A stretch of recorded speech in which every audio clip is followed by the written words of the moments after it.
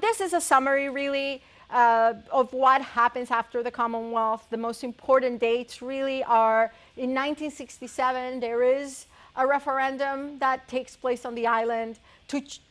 It was ordained by the American Congress, and it gave Puerto Ricans an option between the different statuses: continue being a Commonwealth, become independent, become a state, and overwhelmingly it was won by the status quo, by the Commonwealth. Nonetheless, the following year, for the first time, this is the contradiction of the political contradictions of the island, the pro-statehood governor actually won the election immediately afterward, right? The big issue that we have really going forward from the 60s on is how successful or not was the Commonwealth. We have the question of the political status of the island, how much autonomy they have, and this really becomes, as I said at the beginning of the class, the axis of everything that happens politically on the island. On the other hand, we have political issues, economic issues going on, because the benefits of Operation Bootstrap begin to disappear as the world economy begins to change, and that forces the island to cope in different methods that we will talk about. There's also this issue of the UN as a sort of arbiter of colonization and decolonization, and how the UN is used as a forum to try and pressure the United States into changing the status of the island. And we will also talk about that. So, and Vieques, of course. So, in the first referendum is the referendum 67. As you can see, independence gets almost nothing. No one wants to be independent. Statehood at that moment got only 38%, and the Commonwealth got 60%. Again, as I said before, went backwards. Although this was seen as a triumph for the Commonwealth, there had been no movement really politically on getting more independence or more autonomy, political autonomy, out of the government of the United States. And this, in a way, plays into the hands of the statehood crowd, right? Because the statehood option was seen as not viable, really, after the Commonwealth was established. But 25 years on, 30 years on, when nothing had changed politically, right, then that bolstered the statehood movement and gave it more life. And proof of that was the election of Ferré in '68, who was the head of the new pro-statehood party, PMP. In general, the response of the United States towards statehood, not statehood, was always to call for commissions or committees or studies and have nothing happen from those committees and those studies. Probably the most famous turnaround is Gerald Ford, who created a commission in the 1970s that recommended a compact of permanent association. Here we are again with the compact. But Ford didn't like the idea and instead unilaterally decided that they should be a state.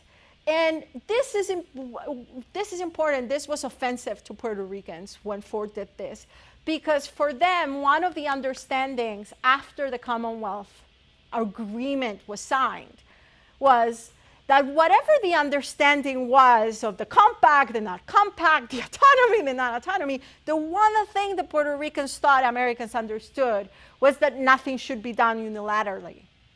That the United States could not decide on their own the status of Puerto Rico, right? If they thought that anybody understood anything from what happened in the Commonwealth, it was, you guys don't get to decide for us. We get to decide and then we can talk about it, but you don't decide for us. And here came Ford saying, compact, schmuckpact, you guys are gonna be a state. But of course, nothing happened. Reagan ran pro-statehood on a pro-statehood campaign. Bush went to Puerto Rico, Bush Sr. went to Puerto Rico and say, let's be a state now. Nothing happened.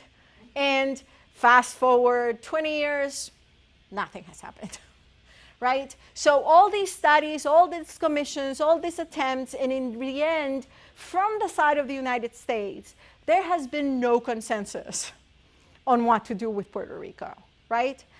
Part of the really gung-ho statehood line, to my mind, going in up to the 1980s, the late 80s, again, has to do with the Cold War and the strategic position that the island represented for the United States. After the 1990s, there has been even less consensus from the side of the American government about what to do with Puerto Rico. Most presidents say, well, whatever the binding referendum that you, or the plebiscite that you organize, right, we'll obey by it, and then after you decide what it is that you want to do, we'll get back to you. The problem, of course, is that there hasn't really been a binding referendum that has decided anything really except more of the same. Now, this was the 67 plebiscite. This is the 93 plebiscite, right? The person who pushed for this plebiscite was the person who was in charge of the New Progressive Party at the time, Rosselló, and he ran in a campaign of having a referendum. Now, the thing that is tricky here with these plebiscites is that they are supposed to be ordered by the American Congress so that they will be binding, right? So it has to be approved by the American Congress. And once it's approved by the American Congress, it can take place, right? So Rosselló pushed, and finally they got the referendum. And Rosselló had just gotten elected 2 years ago on the referendum campaign. And nonetheless, statehood didn't make it. They still lost. Not by a lot, 50,000 or so, right? But they still lost. So Rosselló, the head of the statehood party, became convinced that the reason why they had lost was because of the way the referendum had been phrased.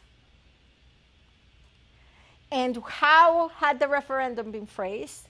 That Estado Libre Asociado had been presented as statehood plus, right? Because it was a binding referendum. What the PDP very cleverly did was to frame the referendum question as not the status quo, right? But a commonwealth with much more autonomy than we have had before, right? Sort of our ideal, our unicorn dream of what the commonwealth should be. And that was the option that was presented.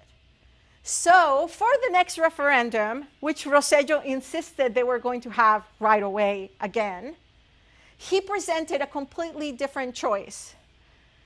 No longer would it be, I actually have the way the questions were framed right here.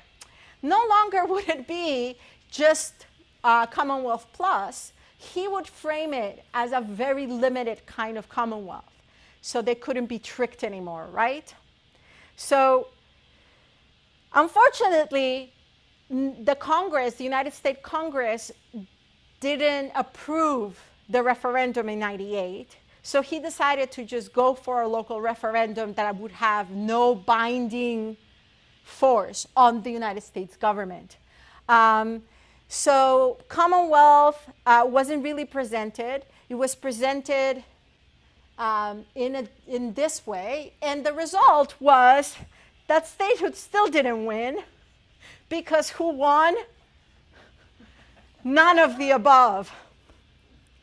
So Rosselló, I mean, this is nerdy political science stuff, but I mean, it's like polling also. I mean, how you frame the question, right, is how you can trick the question so you will prep people to respond to you in a certain way, right? Rosselló went so out of his way to create a question that was terrible that most people didn't want it, so everybody voted for none of the above, including statehood, right? So up to the 1990s, every time that there had been an attempt to clarify the status situation from the side of Puerto Rico, the answer had been a resounding, we'll stay the way we are. We're not necessarily happy with what we have, but all these other options sort of make us nervous, right? And on the other hand, you have the United States not necessarily having a consensus about what to do with Puerto Rico either, right? It seems like the instinct for a long time was to dangle the likelihood of statehood in front of Puerto Rico, and then during campaigns, and then really when it came to do something about it, nothing really was done about it. Next week, we will see how that sort of has progressed in terms of having this referenda. I'm pretty sure that you all heard that last year, right before Maria hit the island, there was a referendum, and 97% of the people voted for statehood. Isn't that amazing? No, only 20% of the island voted.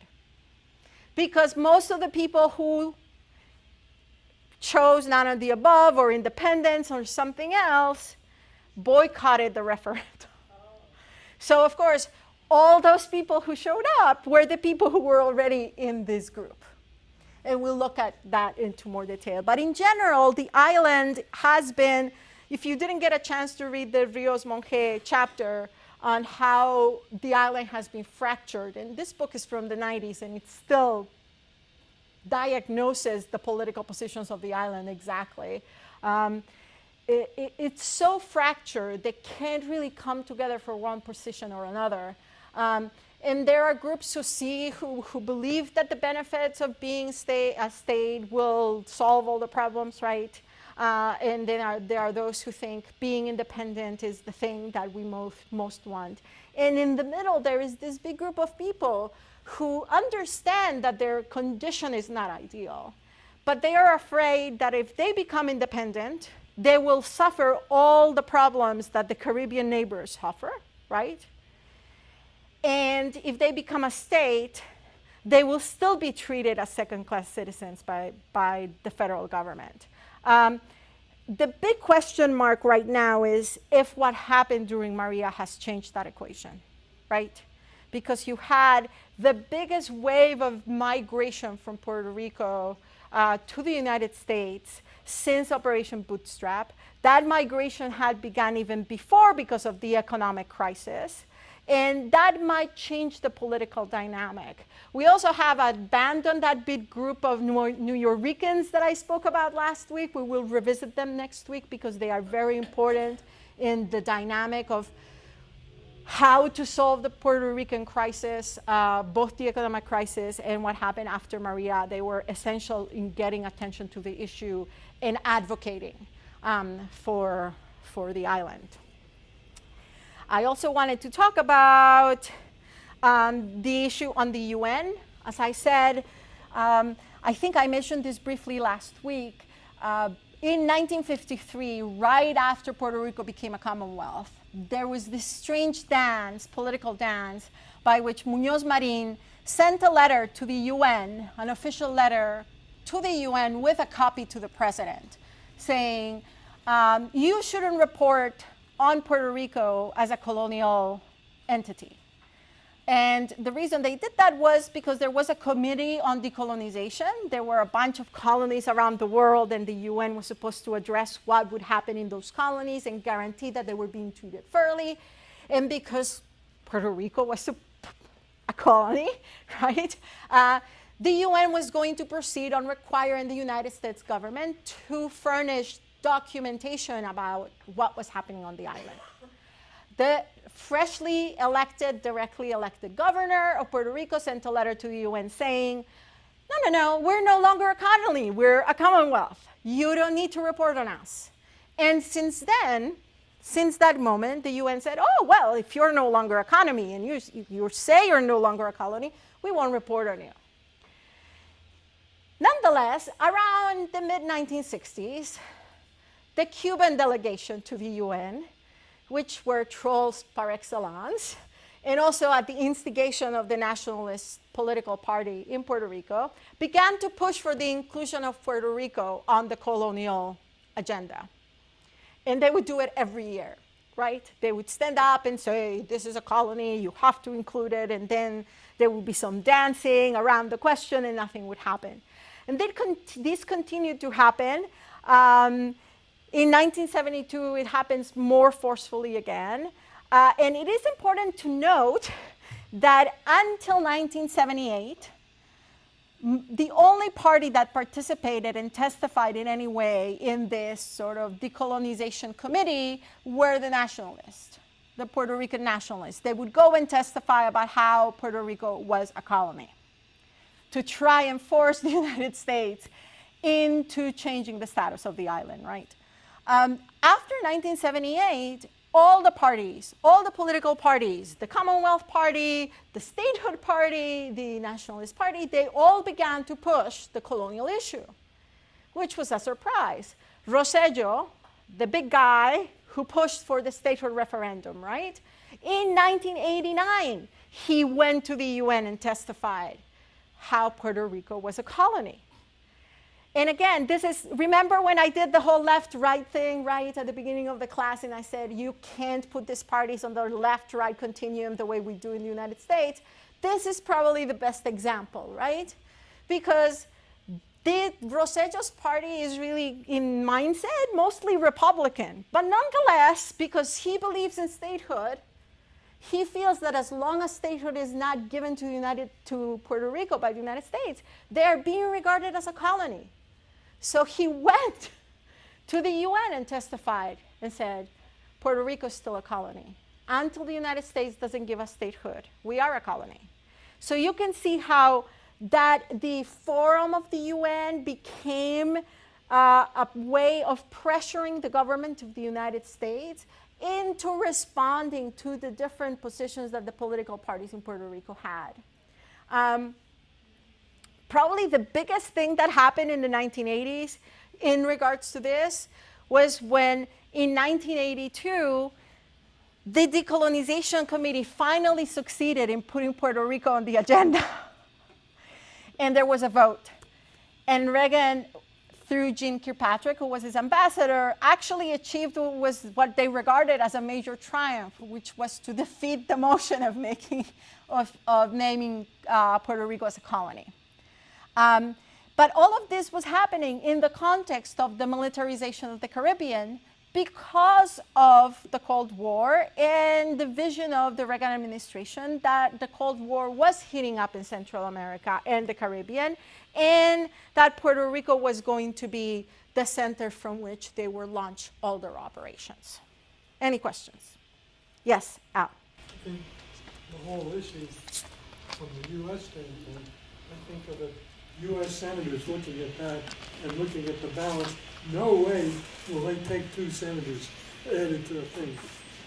Yes, that's also true. Also, I mean, if you are the senator from New York, where there is a big Puerto Rico population, you might have a different position. But in general, the calculations about everything that happens to Puerto Rico from the American side are, as you say, forged in our own local politics that have absolutely nothing to do. The relationship in terms of policy ordinances, right, from the Puerto Rican side, it's like we're locked in a conversation and they're talking about one thing, we're talking about another thing, and we've been doing this for 60 years. And we continue to be talking past each other, right?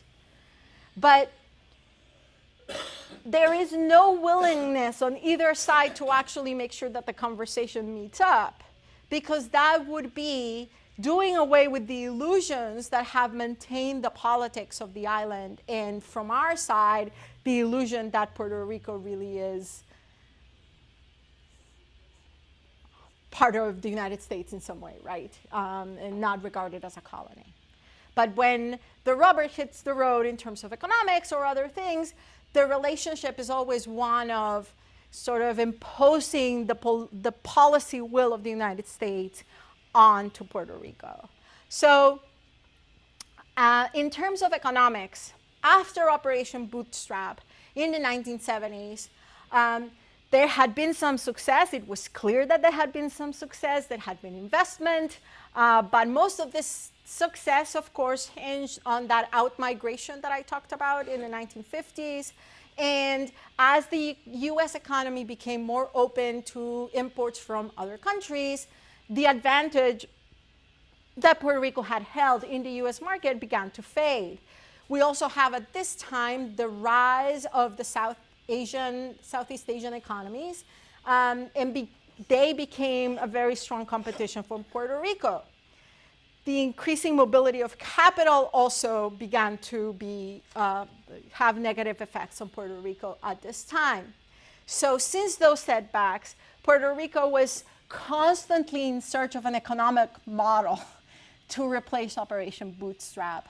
The first model was to reinsert itself into the US regional economy as a production and transfer point of petroleum, of oil. Unfortunately, this happened right around the 1973 oil crisis. So a little bit of bad timing right there. So that really never takes off. The most successful, there were other attempts to move Puerto Rico out of an economy of low-wage industry and towards more skilled labor into capital-intensive ventures. And obviously, the most successful was the pharmaceutical companies, and this is the map. The map is recent, but just to give you a sense of just how successful that was.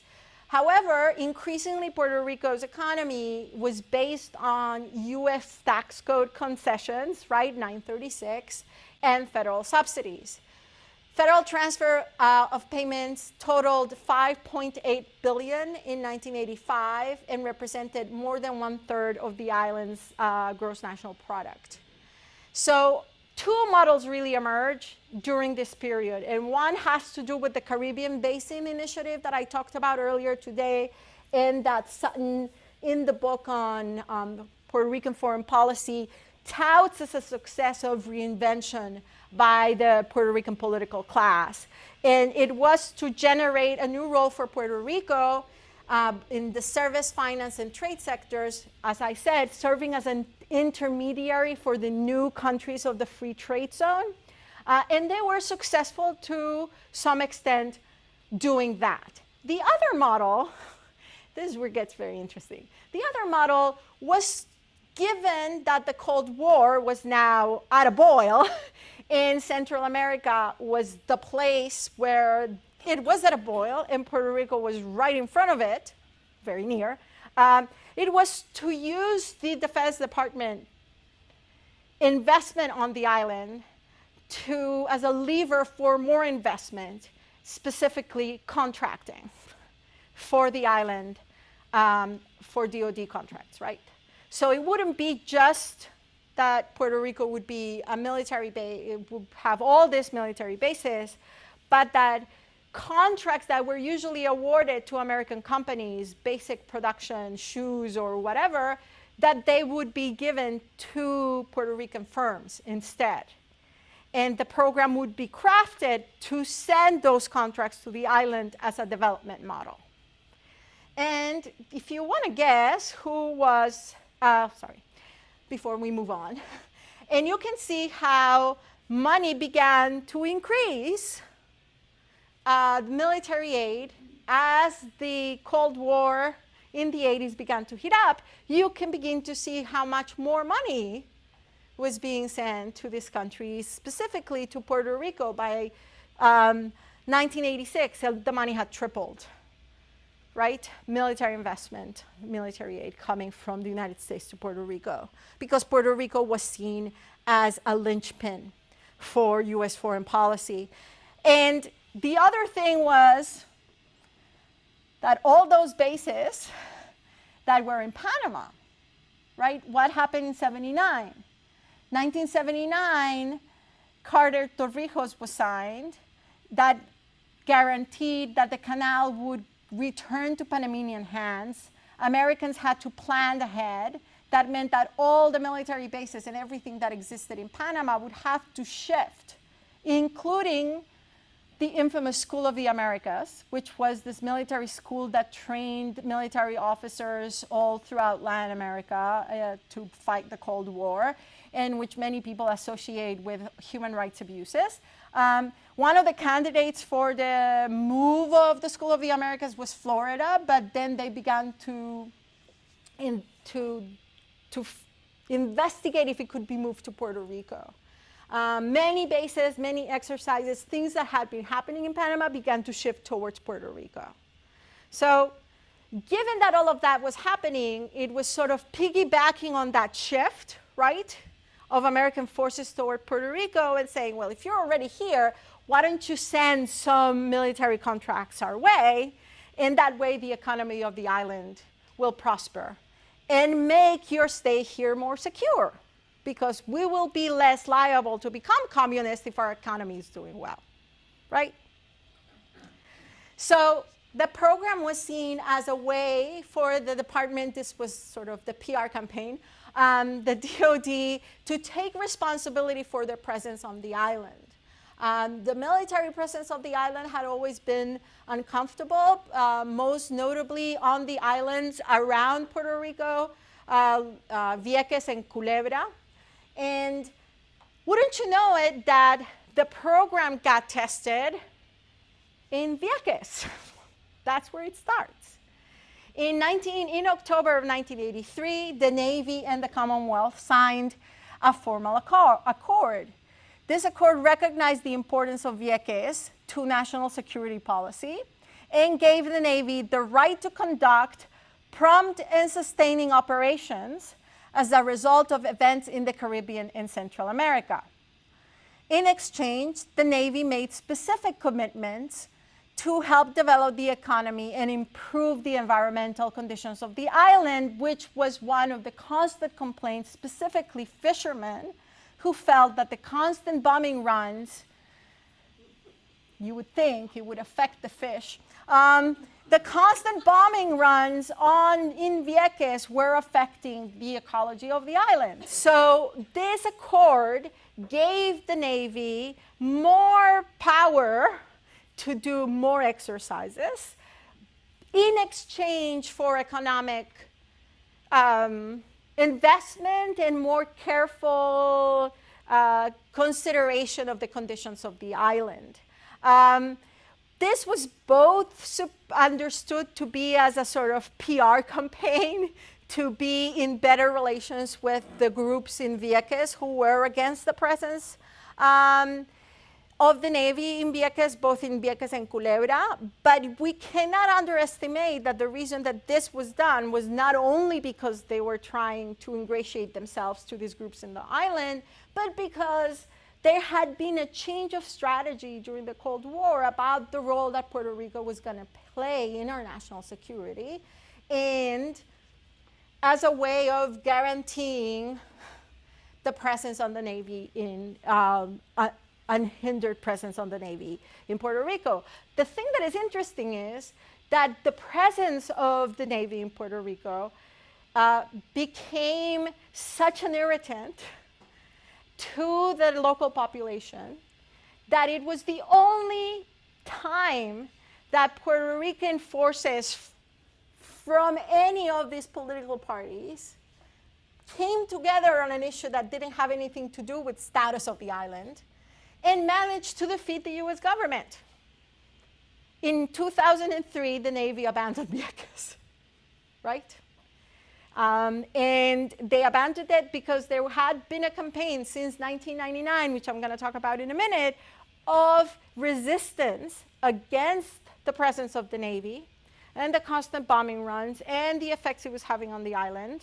And the campaign was relentless for 4 years of civil disobedience. And at the end of that campaign, they succeeded and the Navy went away. It's the only time, short of the Commonwealth, it is the only time that political groups in Puerto Rico have succeeded in forcing the hand of the US government into doing something that they didn't want to do. So, how, yes? When did Roosevelt Roads disappear? Was it big? A year later. It was in 2004. So, Vieques, or 2/3 of Vieques, became the property of the Navy during Second World War. Initially, there had been an idea that it would be a base akin to Pearl Harbor had been in the Pacific, but that it would be that for the Caribbean. They were afraid that the Caribbean could be targeted by the Germans, by the Italians, mostly the Germans. But that never really comes to fruition. And that's when they begin the construction of this huge military base that is later abandoned and then transformed into something else. But Vieques really has a resurgence as the focus of national security for the United States after 1979 with the Torrijos-Carter Treaty regarding the canal, and the rise of hostilities relating to the Central American wars, right? And part of the program was that it wasn't only the American military that did testing runs on the island, but also NATO in the 90s, right? Every military equipment that needed to be tested, any operation that needed to be run through was done in Vieques. And this came to a head, the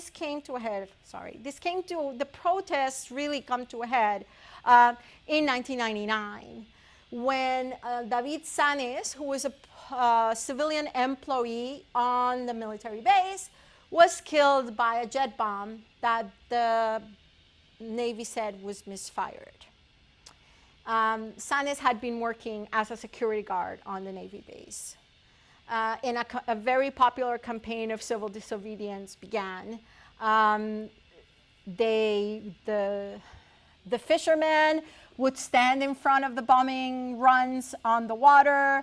People would sneak into Vieques itself and stand there where the bombing runs were supposed to happen.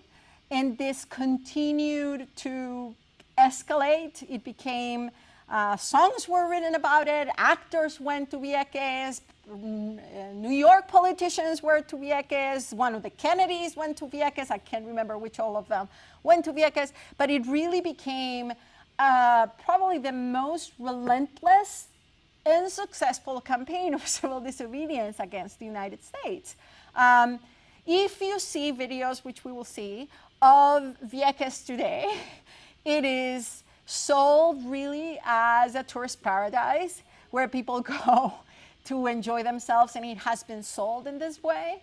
But just 10 years ago, 12 years ago, it was where the American military tested all its weapons, right?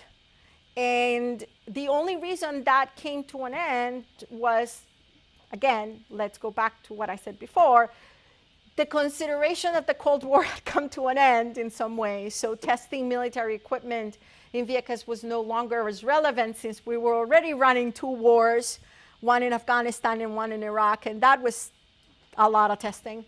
And then because the Caribbean wasn't seen as being as crucial anymore, given that our national security concerns had switched to elsewhere.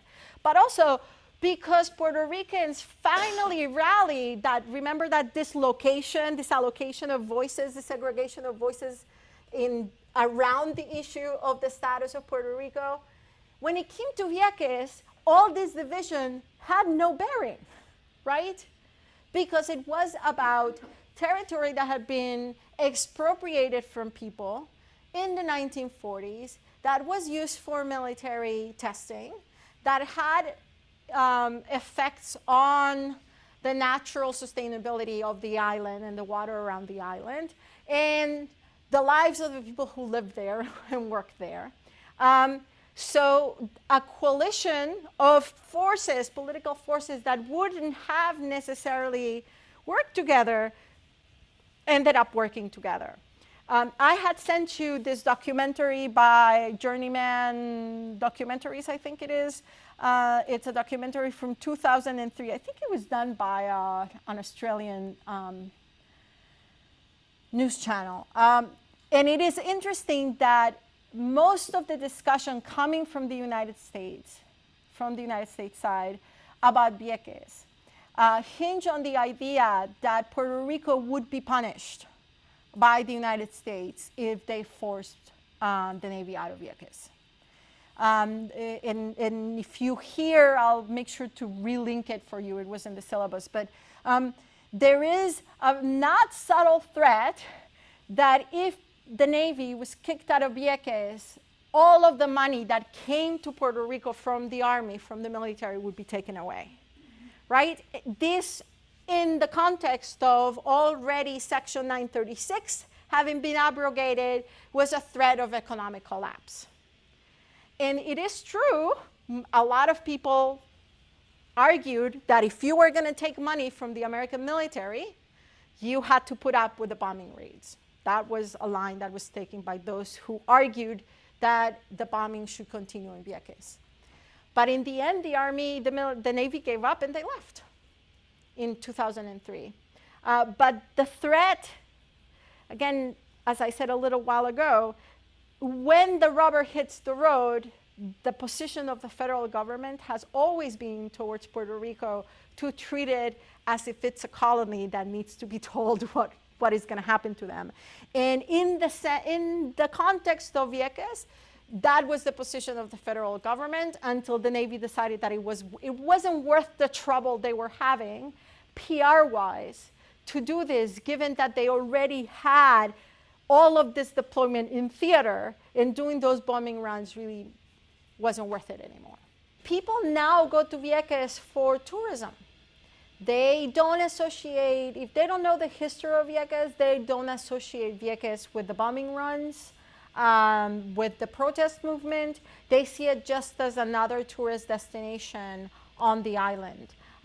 There has been an effort by the Puerto Rican government to target Americans and Europeans who visit the island to go to Vieques, to promote Vieques as a destination, to change the image of Vieques for what it is.